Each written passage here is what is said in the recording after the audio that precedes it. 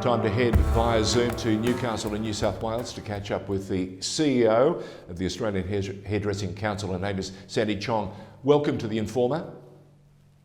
Thank you. Thank you for having me. Now, you also have another string to your bow, another string to your CV, and that is? Yep. So I'm also a director of the Council of Small Business Organisations of Australia. So it's called Cosboa. And their members are actually small business organisations around Australia. Now, you're also currently still with the original hairdressing salon that you opened years ago. You had one in Paddington. You had to put that aside when you joined Cosboa. What are the enormous responsibilities that you, in your position, have to address these days? Well, I think obviously the challenge these days is the whole pandemic situation. And prior to that was actually the bushfires. With the AHC and also Cosboa, we were part of the consultation process when the bushfires happened earlier and later at the end of last year. And, so many small businesses and communities were affected by that. So we were part of the roundtable discussions at, with the government at Parliament House. And then, of course, the pandemic followed that.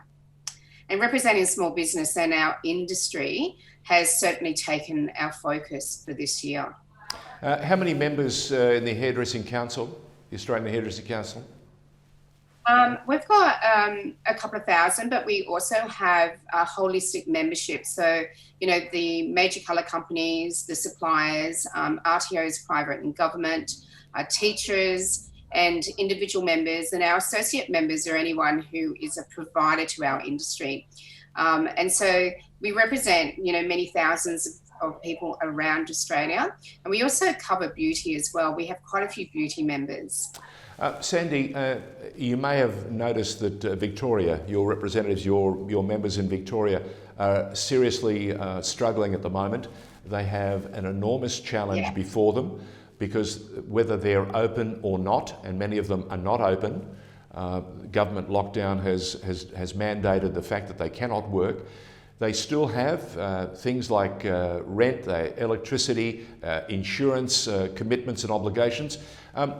Is there an opportunity going forward where we can see the banks, the government and others, landlords for example, coming to the party and saying, we understand your pain, we are in pain as well, but let's see what we can do going ahead so that we don't leave you with a crippling debt going forward? Have you had any of those discussions? Do you understand where I'm coming from? Look, with the extension of the lockdown, I think the big concern with all industries and with all businesses, whether you're big or small, was the lack of consultation from the Victorian government, with all industries. And when the announcement was made, it's the lack of clarity around that announcement that was the concern of everyone else as well. There's been a lot of crisis meetings in the last week to discuss, the Victorian businesses and how they're going to trade out of being locked down and what that's going to look like and just what life is like for them, because I think that the Victorian government just really has not understood what it's like to be a small business, and especially if you're in the metro Melbourne area, what it's like to have to pay rent when you have zero income. And if we look at the beauty industry as well, they've been closed for 6 months. Now, 6 months and still paying rent, that's a lot of debt that's accumulating. Having a deferred whether it's rent or whether it's payroll tax or any of those business costs that are accumulating, that is such a stress for many of these businesses in Melbourne. And I think probably one of our biggest concerns is that, there are so many small business people, whether they're sole traders or whether they're small business owners, that are just losing hope in the system and are certainly suffering from a lot of anxiety, mental health around their financial ability to be able to pay their staff, to pay their bills, to pay their rent, to pay their loans, to pay their leases, whatever, when they do come out of lockdown. And then, of course, it's Christmas trade. And with the restrictions, then many of these businesses will just not be viable towards the end of the year. So what would you like done? It sounds to me that the system is broken. What can we do to help it get back on its feet? Look, I think that the businesses really do need to, they need to be able to get their grants, and not everyone is eligible for these grants. And so we do have members who have partnerships, for instance, who have, they may not employ people, but they've got really good businesses and they're really suffering. With any business, and I know that the grants have been $5,000, etc. in Victoria, but if you've been closed for 3 months, $5,000 actually doesn't cover your rent. In fact, it'll cover very little.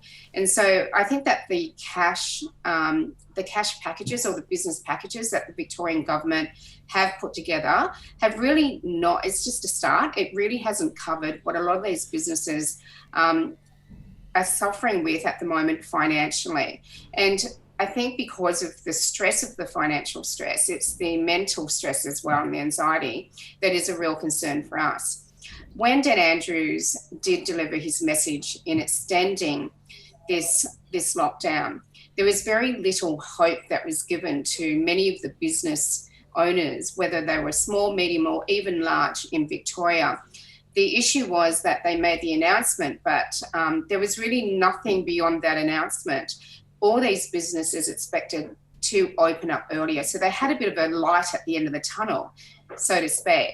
And so when there was the extension, it was like that light was just totally squashed, and they could not see a light at the end of the tunnel for the next, the end of the next lockdown.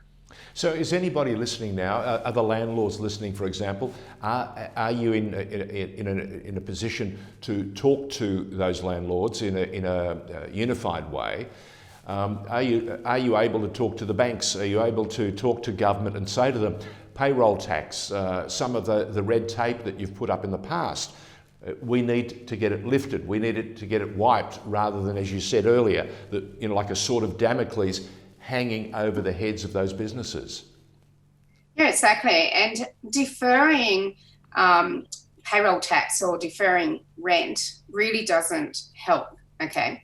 And I think that the issue is the lack of consultation with business associations like Cosboa and the AHC is a real concern. Whereas in New South Wales, we actually meet the New South Wales government every fortnight, and it was every week. And the New South Wales government have been so proactive.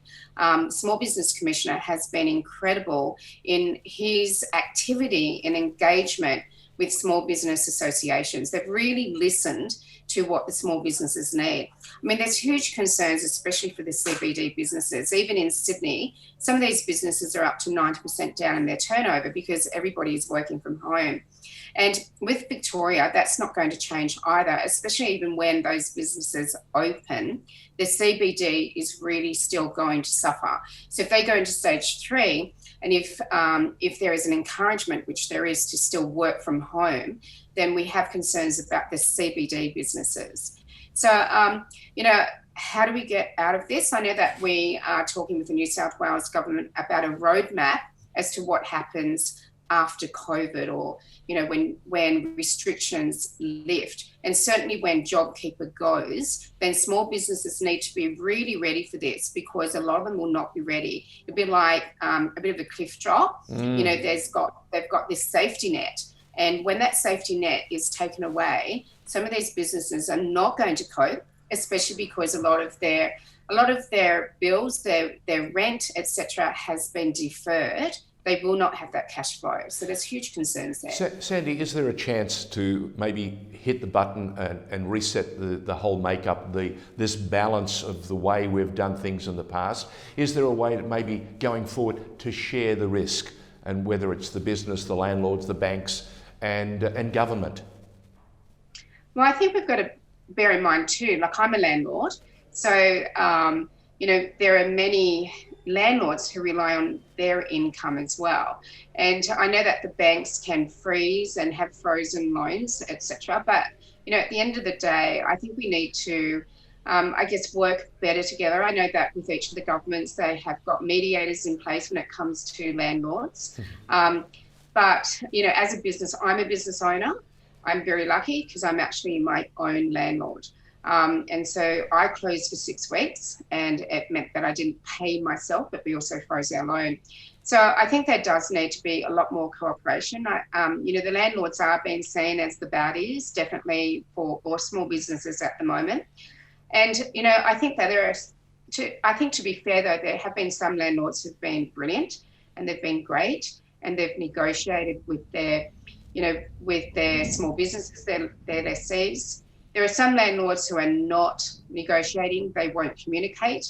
And in fact, we've got a few stories too of landlords who've actually tried to put the rent up. The issue too is outgoings is still being charged, and in the leasing code, outgoings is not included. So everyone is still up for outgoings, and so that's another expense for all these small businesses. So can we push a button? I think if we could press a button and actually reset and go back to 2019 and actually just skip to 2021, that would be the reset button that I would like to press. But I think that I think the most difficult thing is the lack of consultation, I guess, with Victoria compared to other states. If we could reset that would be really good. Sandy Chong, it's been illuminating listening to the challenges that you have been facing as the CEO of the Hairdressing Council and also Cosboa. We wish you continued success. Let's hope people are listening. Let's hope they understand that this is a once in a 100-year disaster, a crisis that no one saw coming. But we also should understand that it was something that has been man-made. In other words, governments across the country chose to take this path out of this pandemic, and many people are being impacted and will be impacted for years to come. Thank you very much for joining us. Thank you for having me. Sandy Chong on TheInforme. Thank you.